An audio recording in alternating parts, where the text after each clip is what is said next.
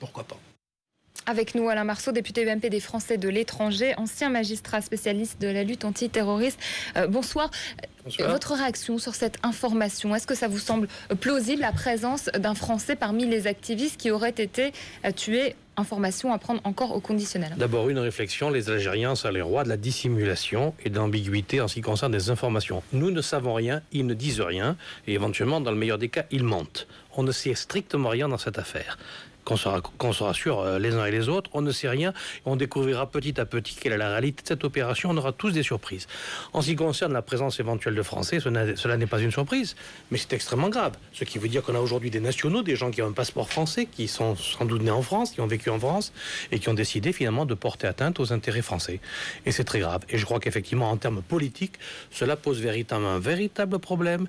Il va falloir quand même se réveiller demain, quand on voit ce qui se passe aujourd'hui, si effectivement on a, je sais pas, monsieur... Un juge dit qu'il y en a 15, 20, etc., qu'on les surveille. C'est très bien, au moins comme ça ce soir ils le savent.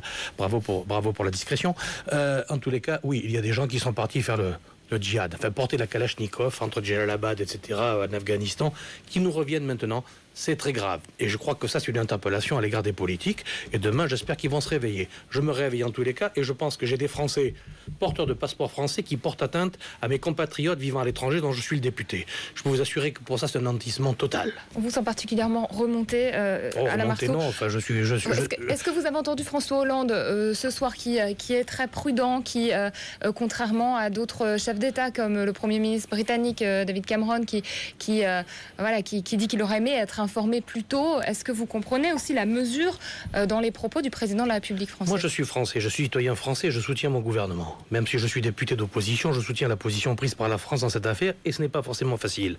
De notre côté, effectivement, M. Cameron et tous les autres, et tous les Européens qui ne sont pas en guerre, car nous sommes en guerre au Mali. On n'est pas dans une affaire de lutte antiterroriste, nous sommes dans une guerre que nous portons avec des mirages, des rafales et l'engagement de la force armée.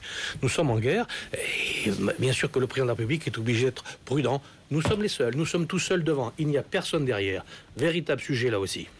On va retrouver Natacha Rios au Quai d'Orsay. Natacha.